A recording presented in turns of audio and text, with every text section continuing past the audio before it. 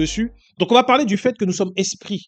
Parce que depuis 2 semaines, le Seigneur nous parle du fait de parler dans le spirituel pour voir les choses se manifester. Et là, on va aller purement dans ce que le Seigneur me mettait à cœur, me disait, pourquoi le diable a commencé par attaquer et à vouloir prendre autorité quelque part sur Adam et Ève. Tu vas dans Genèse, tu vois que le diable vient et Dieu, il a fait une création parfaite.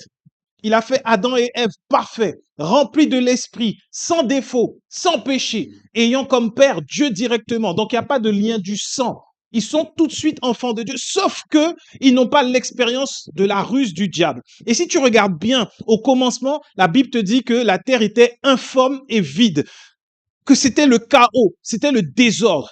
Et à partir du moment où Dieu crée l'homme et qu'il met un jour, une nuit, qui fait tout en 6 jours et que le 7e, il se repose, Dieu vient mettre de l'ordre là où il y avait du désordre. Et en gardien de l'ordre, il met qui? L'homme.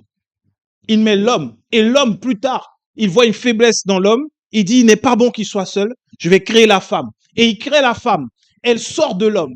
Et sauf que, et c'est là que l'homme n'a pas assez pris le temps de se tourner vers Dieu, de se confier en Dieu, parce qu'il n'a pas grandi avec Dieu. Il est arrivé tout fait, adulte. Il lui manquait cette expérience. Donc, il n'a pas assis, il ne s'est pas assuré que la parole qu'il avait reçue de Dieu soit assise dans sa femme.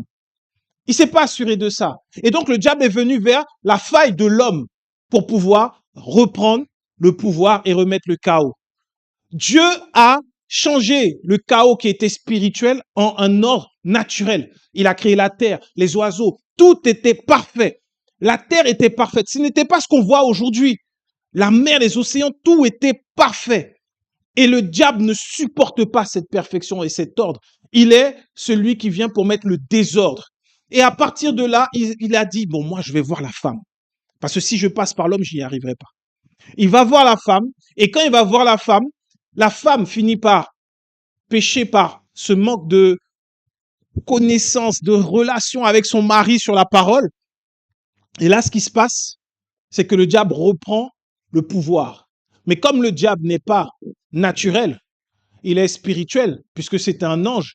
Donc, ce désordre-là, il est maintenant établi où? Dans le monde spirituel. La terre est toujours là, la terre est toujours formée, et Dieu, afin que la terre ne soit pas détruite tout de suite, il vient, il fait une sanction sur l'homme et la femme et le serpent. À partir de là, la terre change. La nature de la création change. Parce que ce qui va influencer la création sera désormais spirituel. Et ce qui spirituellement a l'autorité, c'est le diable, parce que l'homme l'a écouté. Et à partir de là, dans le monde spirituel, tout ce qui était démoniaque, mauvais, pouvait donc influencer toute la création. Ce désordre spirituel. Et il a fallu que Dieu envoie son Fils, qui était au-dessus de ce monde céleste, avec lui, qui vienne sur la terre et qui soit sacrifié pour toute l'humanité, pour que l'ordre soit de nouveau rétabli dans le monde spirituel. C'est pour ça qu'à partir de là, quand nous sommes en Jésus-Christ, on peut donc parler sur la terre, mais dans le monde spirituel pour que l'ordre soit fait. C'est pour ça que quand les apôtres ont demandé à Jésus, mais Seigneur, dis-nous comment prier. Jésus a dit, demandez, quand vous priez, notre Père qui est aux cieux, que ta volonté soit faite sur la terre comme au ciel.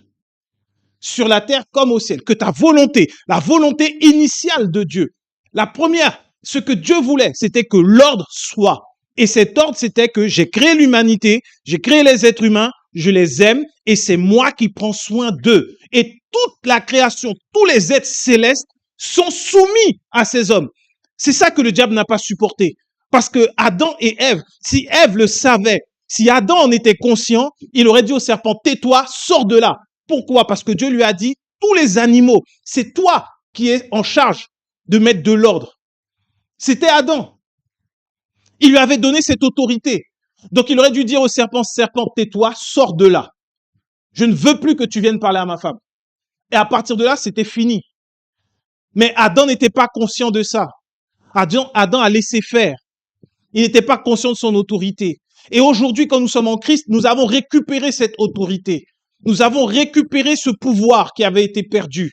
Et désormais, on peut dire au serpent, tais-toi, sors de là. Et c'est pour ça que, comme Jésus, on a l'autorité pour chasser les démons, pour parler et que la tempête s'arrête. Mais sauf que si on est comme Adam, endormi, avec l'Esprit de Dieu en nous, la vie en nous, avec tout ce qu'il faut en nous, le désordre va régner. Le diable va continuer d'agir comme si le désordre était là. Parce que le serpent est venu, il savait que l'homme avait l'autorité, mais il est venu vérifier si l'homme en avait cette autorité. Il est venu vérifier ça. Et quand tu regardes encore dans la Bible, plus loin, on est en Égypte, le peuple est en Égypte, le peuple commence à douter de Dieu. Qu'est-ce qui vient? Ce sont des serpents brûlants qui viennent pour mordre les enfants de Dieu. Encore une image du serpent. Et qu'est-ce qu'il a fallu pour que tous ceux qui allaient être mordus soient sauvés? Que Moïse fasse un serpent d'airain et qu'il l'élève sur une perche, et quiconque était mordu, regardait le serpent, était guéri. Mais tu sais que malgré tout, il y en a qui sont morts. Pourquoi? Est-ce que le serpent n'avait pas été élevé? Est-ce que Dieu n'avait pas donné la solution? Ils étaient incapables de lever la tête quand ils avaient été mordus par le serpent pour regarder seulement et être guéris. Des milliers sont morts. Le diable fonctionne comme ça. Le serpent vient pour tester ta conscience de qui tu es. Et ce que nous sommes, c'est un esprit. Il nous faut bien prendre conscience de ça. Et c'est en cela que, tu sais, dans l'imaginaire de tout le monde, on se dit le diable. Est-ce que le diable est plus fort que toi? On oublie, là tu oublies 2 minutes, t'es chrétien, tout ça. Est-ce que tu penses que le diable est plus fort que toi? Est-ce que les gens pensent que le diable est plus fort qu'eux? Pas toi. Les gens, voilà. On va enlever toi. Est-ce que le monde pense que le diable est puissant? Il pense qu'il est puissant, qu'il a de la force, qu'il peut donner des choses. Mais ça, c'est une méconnaissance. Pourquoi? Le diable, il est limité. Il n'est pas tout puissant et c'est un esprit qui n'a pas le droit d'être sur la terre. Toi, tu es au-dessus. Pourquoi? Tu as un corps mortel. Tu es un esprit et tu es positionné en Christ. Quand tu es en Jésus, tu es au-dessus du diable. Tout ce que le diable peut faire là, tout son réseau qu'il a, ne vaut rien face à un seul, même le plus petit. C'est pour ça que Jésus disait que si tu as de la foi comme un grain de sénévé, comme une graine de moutarde, tu dis à la montagne, sors, va te jeter dans la mer, elle se jette. Parce que toi là, non seulement spirituellement, tu es au-dessus du diable, mais sur la terre, tu as un corps, tu peux agir légitimement, sans que personne t'arrête. C'est pour ça qu'il pousse les êtres humains à s'entretuer. Parce qu'il n'a pas de corps. Si le diable avait un corps sur la terre, là, ça aurait été compliqué. Mais il n'en a pas. Il n'en a pas, mais il vient tester si aujourd'hui tu sais que tu es un esprit. Est-ce que tu le sais que tu es un esprit et que tu es légitime sur la terre? Pourquoi le problème de beaucoup sur la terre, c'est mais c'est quoi ma place? Pourquoi je suis là? Pourquoi mes parents m'ont fait? J'ai pas demandé à venir. Pourquoi je suis là pour souffrir? Ça, c'est le problème. Pourquoi? Parce que dans l'atmosphère, c'est ce que le diable met. Tu n'es pas légitime ici. C'était mon territoire avant. C'est moi qui mettais le désordre. Je ne vous supporte pas. Voilà ce qu'il met comme pensée et que les êtres humains reçoivent et qui vont chercher, font des voyages initiatiques. Oui, comment ça va? Je veux grimper l'Himalaya, je veux plonger dans la faille la plus profonde pour aller me découvrir, me connaître, savoir qui je suis, tester mes limites. C'est le diable. En Jésus-Christ, tu sais qui tu es. Tu es enfant de Dieu. Tu es un esprit et tu domines avec Christ. Pas pour dire, bon, à partir de maintenant, je vais prendre toutes les richesses. C'est pas ça, dominer en Christ. C'est être conscient que quand tu parles dans le spirituel, personne ne peut venir à l'encontre de cette parole. Personne. Personne. Tu peux dire, tu sais, souvent quand tu dis aux gens, oui, mais tu parles un peu de la parole, la personne dit, ah, moi, je suis pas pasteur, je connais pas tout. Mais on t'a pas dit c'était ça. On t'a jamais dit ça. Est-ce que, regarde bien dans la Bible, hein, à quel moment Jésus, je prends l'exemple le plus haut, Jésus s'est levé, il a dit, il est écrit dans Psaume, verset 8, Psaume 14, verset 8, il est écrit ça. Est-ce que Jésus l'a fait? Non. Même Jésus, qui est la parole faite chair, pour que nous-mêmes, on puisse pas être intimidés, quand il citait la Bible, il disait ainsi comme disait le prophète Ésaïe, comme disait le prophète Osée, ainsi comme l'a bien dit, ainsi il l'a bien dit. Il n'était pas dans, oui, il est écrit à verset temps, voilà, je peux réciter maintenant, Romains 12, 1 nous dit, voilà, ne vous soumettez pas au siècle présent, je vous exhorte donc, frères, par les compassions de Christ, à offrir vos... Non, on n'est pas là pour ça. On n'est pas dans un concours de connaître par cœur. Tu peux connaître par cœur la Bible, ça ne change rien. Oui, les gens ont besoin de ça. Pourquoi? Parce qu'ils sont impressionnés. Ça, ce sont les discours persuasifs de la sagesse humaine qui viennent impressionner les gens. Et ça, c'est ce qui me ramène maintenant à Galates. Parce que tu es esprit, tu commences avec l'esprit et c'est ce qui se passe quand tu vois, il y a cette période que beaucoup de charismatiques appellent la période un peu faste quand tu commences avec Jésus, où tout ce que tu demandes, tu l'as. On te fait croire que c'est une période parce qu'après va venir l'épreuve et tu vas perdre.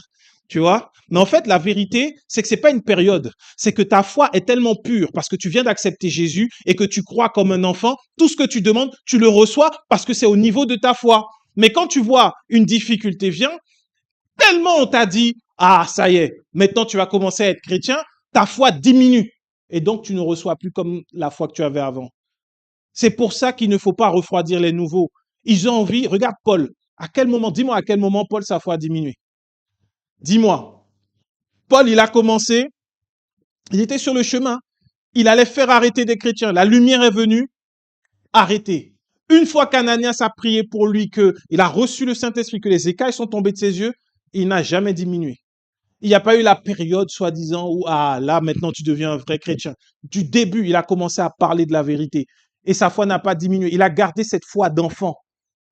Et c'est ce qu'on nous vole quand on entend des faux messages. On vient te voler ta foi d'enfant pour que tu commences à raisonner avec la parole. Que tu commences à dire, oui, mais comment? Je comprends pas. Est-ce qu'on peut m'expliquer? Tu cherches à comprendre, tu comprends jamais rien. Parce que quand tu essaies de faire ce que les gens vont te dire, là, ce que les faux pasteurs vont te prêcher, tu te retrouves tout simplement à ne pas comprendre et tu dis, bon pasteur, prie pour moi. Et tu te retrouves dépendant de l'homme. On te donne pas la vérité. On ne te dit pas que le péché dans ta vie c'est fini et que tu es un esprit. Est-ce qu'un esprit peut pécher? Est-ce qu'un esprit né de nouveau peut pécher? Est-ce que toi, né de nouveau, tu peux pécher? Le problème, c'est qu'on te dit pas.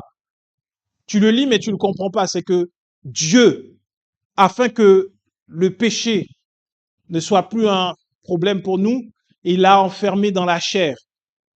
Mais le péché en inimitié avec Dieu. Et donc tu vis avec cette chair et ce corps mortel. Voilà pourquoi il dit que tu as un corps corruptible. Parce que ton corps là, il est appelé à être détruit. Le péché sera détruit. Mais toi, tu as un esprit qui vit dans un corps mortel. Si tu commets un péché, il ne te condamne pas parce que toi, tu n'as pas péché. Mais attention, que ce péché ne t'amène pas à pratiquer le péché, à demeurer dans le péché. Et donc, dans Galates, il explique ça aux Galates. Parce que les Galates avaient commencé par l'esprit. Mais on est venu avec des discours persuasifs. On est venu avec des paroles pour leur dire, mais tu sais, si tu fais pas comme dans l'Ancien Testament, si tu fais pas comme à l'époque des prophètes, tu vas pas réussir à vivre la vie de l'esprit. Or, il n'y a pas de vie de l'esprit. C'est pour ça que dans Galates 3, Paul va dire aux Galates, qui vous a ensorcelé, qui vous a envoûté, qui vous a marabouté, au point que vous commenciez avec l'esprit et que vous alliez désormais vers ce qui est mort. La loi. Et dans Galates 5, il parle de cette dimension, nous sommes esprits. Et il parle de la liberté en Christ. Galates 5, verset 1er. C'est pour la liberté que Christ nous a affranchis. Demeurez donc fermes et ne vous laissez pas mettre de nouveau sous le joug de la servitude. Voici, moi, Paul, je vous dis que si vous vous faites circoncire, Christ ne servira de rien. Et je proteste encore une fois à tout homme qui se fait circoncire, qu'il est tenu de pratiquer la loi tout entière. Vous êtes séparés de Christ, vous tous qui cherchez la justification dans la loi. Vous êtes déchus de la grâce. Pour nous, c'est de la foi que nous attendons. Par quoi? Par l'esprit, l'espérance de la justice. Car en Jésus-Christ, ni la circoncision ni l'incirconcision n'a de valeur, mais la foi qui est agissante par la charité. Vous couriez bien. Vous couriez bien. Qui vous a arrêté pour vous empêcher d'obéir à la vérité? Cette influence ne vient pas de celui qui vous appelle. Un peu de levain fait lever toute la pâte. J'ai cette confiance en vous, dans le Seigneur, que vous ne penserez pas autrement. Mais celui qui vous trouble, et quel qu'il soit, en portera la peine. Pour moi, frère, si je prêche encore la circoncision, pourquoi suis-je encore persécuté? Le scandale de la croix a donc disparu. Puisse-t-il être retranché, ceux qui mettent le trouble parmi vous. La loi te fait sortir de ta dimension spirituelle. Par l'esprit, tu as l'espérance de la justice. Ça veut dire que tu n'es pas parfait. Ça veut dire que tu vas encore commettre des erreurs. Ça veut dire que tu vas encore avoir des choses qui seront de la chair parce que tu vis dans un corps mortel. Tu as encore besoin de manger, de dormir. Tu en as encore besoin. Ce sont des besoins primaires. Et des fois, la chair veut parler. Mais tu peux te remettre, tu peux être influencé par un étranger qui va te dire, si tu vois, tu as fait ça, c'est pas bien parce que tu n'as pas obéi à la loi et donc c'est pour ça que tu es puni. C'est la pensée. Si tu regardes bien dans ta vie, tu as toujours cette petite pensée qui te dit, quand tu vois, t'as fait une erreur, t'as fait, je sais pas, tu vois, le feu passait, t'es orange, tu vois, il était plus vert orange, mais il était orange rouge. Tu vois, vert orange, tu passes, mais orange rouge, tu dis, bon, j'y vais quand même. Tu vois, et puis il y a une petite pensée, regarde bien, dis-moi si c'est vrai ou pas, il y a une petite pensée qui te dit, ah, Dieu n'est pas content. Tu vois, t'as pas fait ce qui est bien. Tu vois, ça là, c'est cette petite culpabilité que la loi te laisse. Et c'est ça qui fait que beaucoup n'arrivent pas avec Dieu. Est-ce que tu vas faire des bêtises sans culpabilité? Non, tu fais pas de bêtises. Il faut que ta conscience te parle. C'est normal. Mais est-ce que tu dois vivre dans la culpabilité? Non. Sinon, tu n'es pas libre. Tu n'es pas libre. Parce que quand tu as cette petite culpabilité, après, il y a autre chose qui va se passer. Parce que qui, dans sa journée, est totalement parfait, se dit à un moment, oui, bon, ça devait être 50, j'ai roulé à 55, c'est pas grave, tout le monde fait ça. Ah oui, tu vois, personne n'est parfait. Personne n'est parfait. Tu vois? La Bible te dit que les excès de table, c'est pas bon, c'est charnel. Mais entre nous, il y a eu les fêtes il y a pas longtemps. S'il y a une période où tu fais un petit excès de table. Tu vois, tu as bu un verre d'eau en plus. Tu vois, tu as mangé une part de bûche en plus. C'était tellement bon. En même temps, tu te dis, c'est qu'une période dans l'année. Mais il faut être libre. Ne pas culpabiliser, au fait. La culpabilité est cette porte d'entrée que la chair va utiliser et que le diable va venir dire, tu vois, tu as besoin d'obéir à la loi. Parce que là, après, quand tu es allé un petit peu trop vite, tu as perdu des points. C'est-à-dire, tu vois, Dieu t'a puni. Tu avais obéi, ça ne serait pas arrivé. C'est pareil. Ou tu as été un petit peu trop vite, tu reviens, la voiture est rayée. Tu vois, je savais, Dieu me dit, il faut que j'arrête de rouler vite. Non, Dieu ne te dit pas ça. Cette pensée-là de culpabilité est ce qui te maintient dans une dimension humaine et charnelle. Or, tu es esprit. Est-ce que ça veut dire que devant Dieu, tu ne te sens pas coupable? Mais effectivement, il ne faut pas te sentir coupable devant Dieu. Mais tu dois avoir ta conscience éveillée et non endormie pour te dire, parce que je suis enfant de Dieu, je ne marche pas dans le péché. Ce n'est pas ma nature. Ça ne me correspond pas. Selon vous, un crocodile, c'est un animal marin ou terrestre?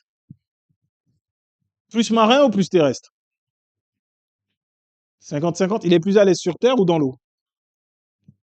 Et il mange plus dans l'eau ou sur Terre? Quand même un peu dans l'eau, hein? Ouais, il est beaucoup plus à l'aise dans l'eau que sur Terre. Pourtant, il peut aller sur les deux. Tu vois? T'es un peu comme ça. Aujourd'hui, tu es être humain, donc tu évolues sur Terre. Tu as besoin de manger, tu as des besoins physiologiques, tu as des besoins naturels. Tu vois, tu as besoin de relations humaines, sociales. C'est pour ça que Dieu a dit, il n'est pas bon que l'homme soit seul. Parce qu'il l'a créé dans un corps mortel et il s'est dit, l'homme là tout seul, c'est pas bon. Donc il a créé un être social avec lui, sa femme. Aujourd'hui, tu es dans ce corps-là. Mais tu vois, un peu comme le crocodile, il va être dangereux dans l'eau. Tu vois, s'il est sur la terre, tu as une petite chance de courir, partir, il va pas t'attraper. Mais dans l'eau, tu as très peu de chance. Donc, c'est, tu vois, reptile. C'est presque plus sa nature, l'eau. Toi, tu es enfant de Dieu, ta nature, c'est la perfection. C'est pas le péché. Mais comme le crocodile, de temps en temps, tu vois, tu marches un peu sur terre. C'est pas ce qui est bon pour toi. Mais ta vraie nature, c'est d'être plus efficace dans la perfection, dans la sanctification, dans la prière, dans l'amour, dans la foi. Mais parfois parce que nous sommes humains. Et c'est ce que Paul décrit dans Romains quand il dit, oui, qui me délivrera de ce corps mortel? Je veux faire le bien, mais je fais le mal que je ne veux pas. Ça nous arrive tous. Mais dedans, tu ne dois pas être coupable. Est-ce que quand le crocodile n'a pas réussi à manger l'antilope qui était sur terre, il se dit, mince, pourquoi j'ai pas réussi à le faire? J'étais sur terre. Mais si c'est dans l'eau là, il l'attrape, il n'a pas de souci. Vis sans culpabilité. La culpabilité va te maintenir lié à ta nature humaine. Parce qu'il n'y a que les hommes qui n'ont pas Christ qui se sentent coupables. Tu peux prendre n'importe qui dehors qui n'a pas Jésus, il aura en lui un sentiment de culpabilité et il ne pourra pas te l'expliquer. C'est ce qui fait toutes les associations. Les gens dehors se sentent coupables. Ils se sentent coupables des fois de vivre. Celui qui a de l'argent, il y en a qui vont se sentir coupables, donc ils vont donner à des associations. Celui qui n'a pas d'argent, mais qui a ses jambes, il se dit, non, mais il faut que j'aille aider les gens. Il faut que j'aille, il faut que je fasse ci. Parce qu'il y a un côté où tu te sens coupable. Tu ne dois plus te sentir coupable parce que tu es un esprit et que tu es justifié. Tu pêches, c'est pas ta nature. Et tu ne peux pas accepter le péché dans ta vie. En étant libéré de la culpabilité, il n'y a aucun péché que tu ne toléreras dans ta vie parce que c'est pas ta nature. Ce n'est pas toi. Ce n'est pas ton essence. Il n'y a aucun poisson. J'ai vu des poissons qu'on avait jetés sur la terre, là, qui étaient par terre. Ils se sont battus malgré que ce ne sont pas des animaux qui doivent être sur terre et ils sont retournés à l'eau. Parce que sa nature, c'est d'être dans l'eau. C'est pareil pour toi, enfant de Dieu. Si tous les enfants de Dieu étaient conscients de ça, quand ils tombent dans le péché, quand le péché arrive devant eux, ils disent non, ça c'est pas moi. Moi, je sors de là. Sauf que autour, il y a un système de culpabilité qui est tellement bien établi dans les églises. Ah, un tel, il a péché. Ah, bon, ben, ok, on va le mettre sous discipline. Une fois qu'on l'a mis sous discipline, s'il faisait des choses, on va attendre 1 an, 2 ans avant qu'il reprenne les choses. Et quand il va reprendre, il y aura des murmures. On va regarder, on n'est pas sûr, on n'est pas certain. L'amour n'est pas vrai, n'est pas sincère. Et c'est comme ça qu'on fait que des enfants de Dieu, dont la nature n'est pas le péché, se retrouvent à pécher. Pourquoi? Parce que nous-mêmes, on aura donné du péché au lieu d'avoir donné de l'amour. On les aura alimentés dans le péché. Ce système où on te dit, viens, viens, le pasteur va t'aider, il va prier, il va te faire culpabiliser encore plus. Et quand tu culpabilises encore plus, il te nourrit. Il nourrit qui?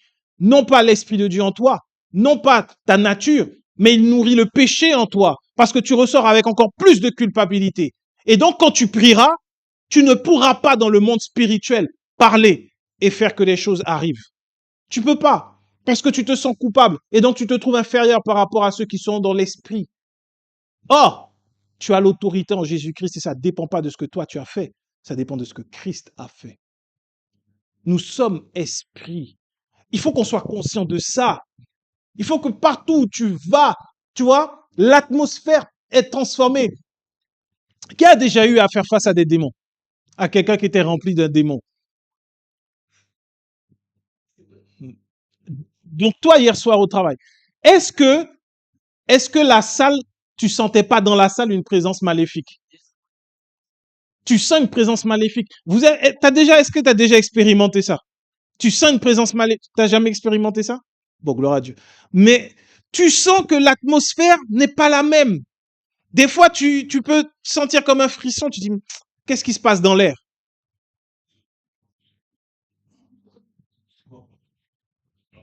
Uh-huh.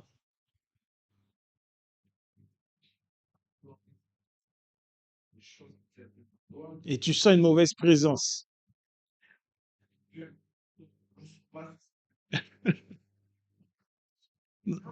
Voilà. Et, et tu sens, et il y a des endroits dans les pays, il y a des endroits dans des pays où les gens te disent, faut pas aller là-bas. Des accidents bizarres, il y a une présence. On ne voit rien, on n'entend rien, mais il y a une présence. Pourquoi nous, enfants de Dieu, transportant l'Esprit de Dieu, l'atmosphère ne devrait pas changer quand on est quelque part? Pourquoi? C'est la culpabilité qui fait que tu changes pas. Tu t'excuses presque d'être chrétien.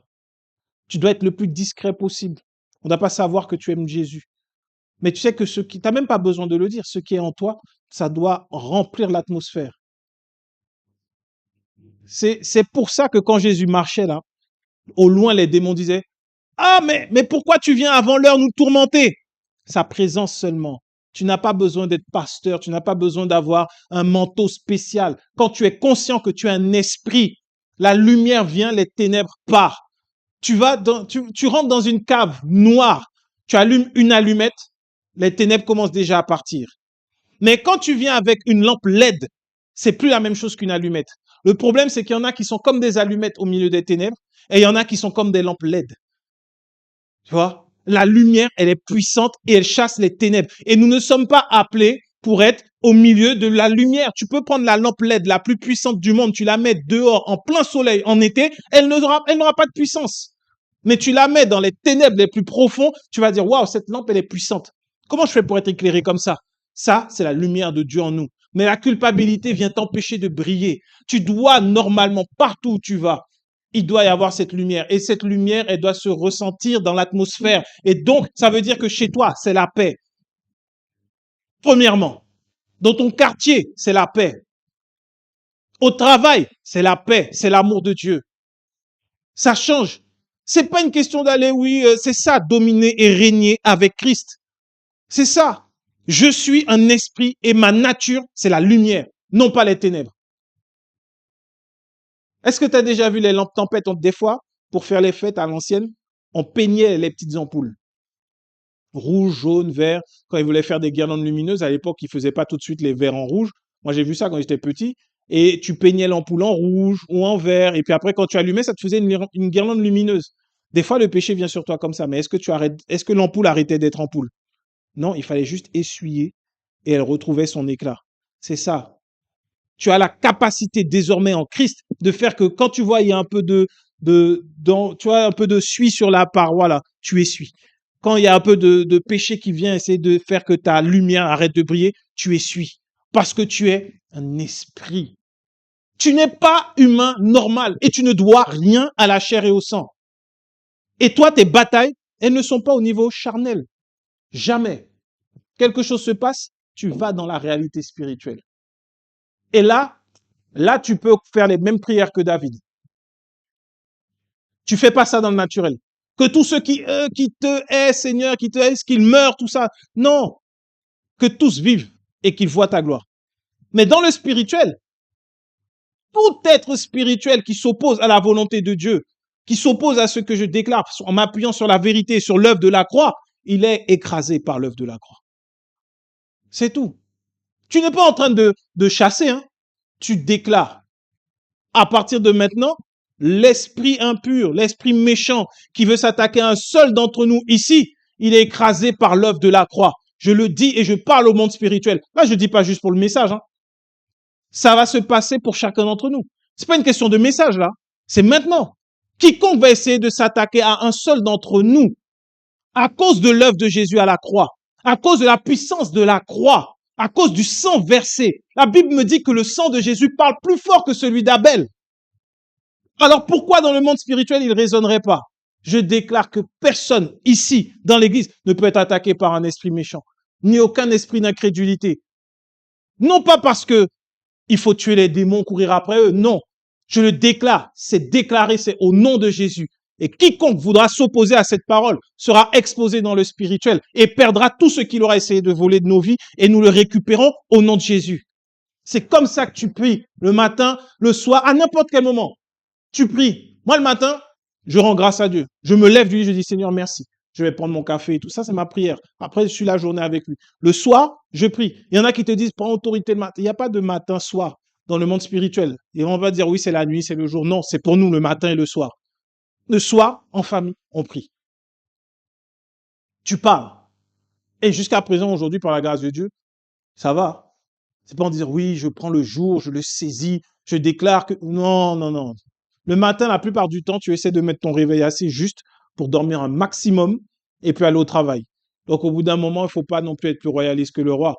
Le soir, tranquillement, avant d'aller dormir, tu prends 15, 20 minutes, 10 minutes, tu prends le temps que tu veux, tu lis un passage, tu demandes au Seigneur un passage et tu dis, Seigneur, que je comprenne. Et à partir de ta parole, là, maintenant, je déclare ça dans le spirituel. Tu verras. Il y a des choses qui changeront dans ta vie tout de suite. Tout de suite, c'est ça, être esprit. Ne nous laissons pas accuser, ne nous laissons pas ramener en arrière dans la chair par la culpabilité. Au verset 13, Paul dit, frères, vous avez été appelés à la liberté.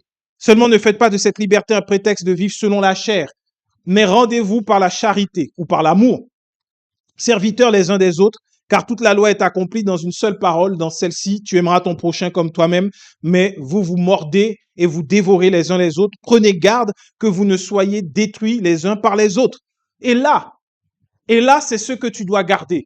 De tout ce qu'on a dit ce matin, marchez selon l'esprit et vous n'accomplirez pas les désirs de la chair. Car la chair a des désirs contraires à ceux de l'esprit et l'esprit en a de contraires à ceux de la chair. Ils sont opposés entre eux afin que vous ne fassiez point ce que vous voudriez. Tu te rends compte? Tu ne fais pas ce que tu veux. Il y a la chair ou l'esprit. Sois conscient que tu es esprit, que l'esprit de Dieu habite en toi. Marche selon l'esprit. Parle dans le spirituel et tu n'accompliras pas les désirs de la chair. Les désirs, tu vas les sentir. Ils vont venir, ils vont être dans tes pensées, ils vont être dans ton cœur. Mais toi, tu marches par l'esprit. Parce que sinon, tu ne fais pas ce que tu veux. Tu fais pas ce que tu veux. On va dire, oui, mais ça, c'est parce qu'il aime ça. Non, il fait pas ce qu'il veut. La chair parle. Toi, tu es en otage à l'intérieur. Donc, soumets-toi à l'esprit. Si vous êtes conduit par l'esprit, vous n'êtes point sous la loi. C'est fini. La culpabilité de la loi, elle s'arrête là. Si tu es conduit par l'esprit, tout ce qui concerne la loi s'arrête là. Conduit par l'esprit. Et c'est écrit après, or les œuvres de la chair sont manifestes. Ce sont l'impudicité, l'impureté, la dissolution, l'idolâtrie, la magie, les inimitiés, les querelles et les jalousies, les animosités, les disputes, les divisions, les sectes, l'envie, l'ivrognerie, les excès de table et les choses semblables. Il a fait une liste non exhaustive. Tout ça, c'est la manifestation de la chair. Ça veut dire que dans tout ça là, en vrai, si tu vois que tu as encore des luttes, c'est parce qu'il te manque la parole de Dieu qui correspond à ce domaine-là pour que le bouclier de la foi soit levé. Tout simplement. Si tu as encore de l'animosité, de la colère ou quoi que ce soit, il faut que tu ailles dans la parole. Dieu va te donner la foi et la foi va se lever et tu seras conduit par l'esprit. Et il dit, je vous dis d'avance, comme je l'ai déjà dit, que ceux qui commettent de telles choses n'hériteront point le royaume de Dieu. Maintenant, le fruit de l'esprit, c'est l'amour, la joie, la paix, la patience, la bonté, la bénignité, la fidélité, la douceur, la tempérance. La loi n'est pas contre ces choses. Ceux qui sont à Jésus-Christ ont crucifié la chair avec ses passions et ses désirs. Si nous vivons par l'esprit, marchons aussi selon l'esprit. Ne cherchons pas une vaine gloire en nous provoquant les uns les autres et en nous portant envie les uns aux autres. Il a dit une chose importante et c'est sur cela qu'on va finir. Si nous vivons par l'esprit, marchons aussi par l'esprit. Parce que tu peux vivre par l'esprit, mais ne pas marcher selon l'esprit. Est-ce que tu comprends la nuance? Vivre par l'esprit, mais ne pas marcher selon l'esprit. Parce que je n'aurai pas le temps aujourd'hui, on en parlera plus la semaine prochaine par la grâce de Dieu. Mais tout simplement pour te dire que tu peux naître de nouveau. Donc vivre par l'esprit et marcher selon ta chair. C'est ça là, le défi dans les églises. Beaucoup sont nés de nouveau, sont enfants de Dieu. Donc, ils vivent par l'esprit. La semaine dernière, c'est ce que je disais. Si tu as ton cœur bas là, ce n'est plus par ton sang, c'est par l'esprit. Tu vis par l'esprit. Mais par contre, quand tu marches totalement humain. Tu n'es pas esprit. Quand tu marches, tu dois être esprit. Et donc, si tu vis par l'esprit, tu dois commencer à prier, à parler. Et une chose, lorsque j'ai découvert la grâce et que je regardais beaucoup d'enseignements sur la grâce, et je peux citer ce pasteur, je regardais les enseignements du pasteur Joseph Prince, il disait une chose pour ceux qui sont dans le péché, déclare, je suis la justice de Dieu en Jésus-Christ. Même quand tu as la boîte de cigarettes en main et que tu as fumé, là, déclare, je suis la justice de Dieu en Christ. J'ai eu du mal à comprendre ça au début, mais pourquoi il dit ça? Pourquoi? Tu es un esprit et tu dois annoncer la vérité, pas le mensonge. Si tu es né de nouveau, tu vis dans l'esprit, mais que tu dis un mensonge, c'est le mensonge qui va se manifester. Oh, je suis un pécheur, j'arrive pas à m'en sortir. Moi, l'impudicité, c'est compliqué. Je suis un impudique. C'est ce qui va se faire. Mais quand tu vois, tu es sorti de la boîte de nuit, tu as fumé, et que tu dis, je suis la justice de Dieu en Christ. C'est dur, alors que tu as le péché juste devant toi, juste en main, la cigarette. Je suis la justice de Dieu en Christ. Tu sais ce qui se passe dans le spirituel? Tous ceux qui venaient faire que tu pèches se soumettent à la vérité qui est annoncée. Tu es justifié. On ne peut pas venir te condamner. Et si le péché ne trouve plus de condamnation en toi, tu es libéré et là tu vis selon l'esprit. C'est ça. Marchez selon l'esprit et vous n'accomplirez pas les désirs de la chair. Marche selon l'esprit. Prie par l'esprit. Parle selon ce que l'esprit te met à cœur. Ne laisse plus que ça reste au-dedans de moi. C'est ça, marcher selon l'esprit. Ah, j'avais ça à cœur, mais finalement, je ne l'ai pas fait. Ne laisse plus une journée passer sans que tu l'aies fait. Quand ça vient dans ton esprit, là, fais-le. Des fois, tu es au travail, tu as envie de parler en langue, fais-le. Tout doucement. si tu peux. Tu le fais. Tu penses à une personne, fais une prière. Tu peux pas l'appeler, tu prie. Seigneur, je remets cette personne entre tes mains. Elle est venue dans mon cœur. Tu marches selon l'esprit et tu n'accomplis pas les désirs de la chair. Peut-être cette personne après va te blesser par son attitude, mais tu auras déjà prié avant. C'est ça, marcher selon l'esprit. Tu tues les désirs, tu crucifies la chair. C'est pas une question de lutter. Tu luttes pas. C'est ta nature. Tu verras que c'est pas difficile. C'est ta nature. Amen.